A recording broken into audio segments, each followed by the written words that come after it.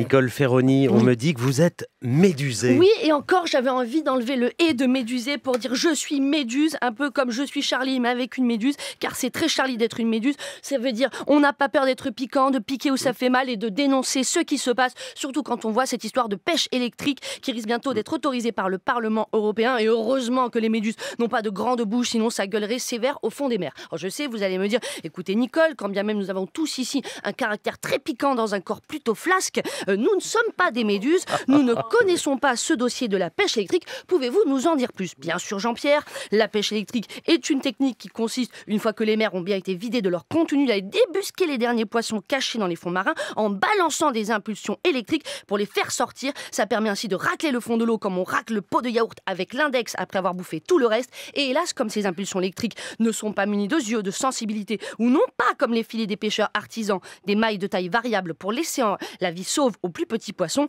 la pêche électrique n'est ni raciste ni difficile quand il s'agit de semer la mort. Quel que soit l'âge de la bestiole, son espèce mangeable ou non, elle la zigouille. La pêche électrique zigouille tout sur son passage. Mais c'est monstrueux, me direz-vous, ça doit être interdit. Oui, rassurez-vous, ça l'a été en 1998. Et le comité scientifique de la Commission européenne s'était même dit défavorable à toute forme de dérogation. Mais comme les scientifiques ont souvent plus de neurones mais moins d'argent que les lobbies industriels de la pêche, il avait été attribué à ces derniers une dérogation par la Commission pour pratiquer la pêche électrique sur 5% de ces chaluts. Preuve de l'adage, faire des choses très mal, c'est très interdit, mais si t'as un peu d'argent, ça peut être un peu permis.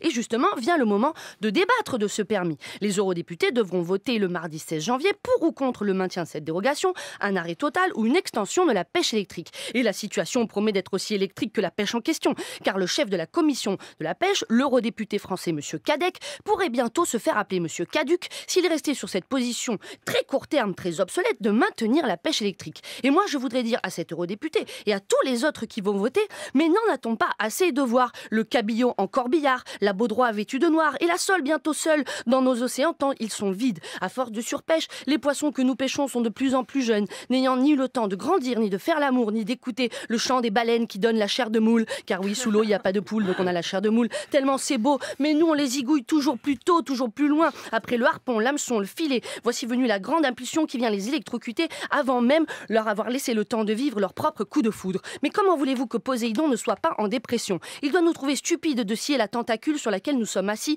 sans faire honneur au métier de pêcheur. Poséidon va se dire « Hé gros chalut, si tu aimes tant pêcher en mer, passe donc de salaud à salut et viens déjà récupérer tout ce que tu y jettes. Moi j'avais dessiné une mer où ne devait flotter que plancton, méduses, à la rigueur quelques mouettes, mais pas de Soudanais, d'Érythréens, jetés dans la misère, le mépris et dans ces millions de débris plastiques qui leur font comme un cercueil de cellophane. Mais toi tu surpêches les poissons dessous, tu abandonnes les hommes dessus, tu fais ainsi de la mer une double couche de cimetière, alors que si tu remettais du bon sens dans ton océan et ton cerveau, en sauvant en surface l'humanité et en laissant dessous les poissons en tranquillité, tu serais doublement gagnant d'avoir sauvé la vie par 2 fois. Aussi j'espère que le 16 janvier et après, les députés feront ce choix de voir la vie sauvée, sinon oui, il y aura de quoi être médusé. Merci Nicole Ferroni.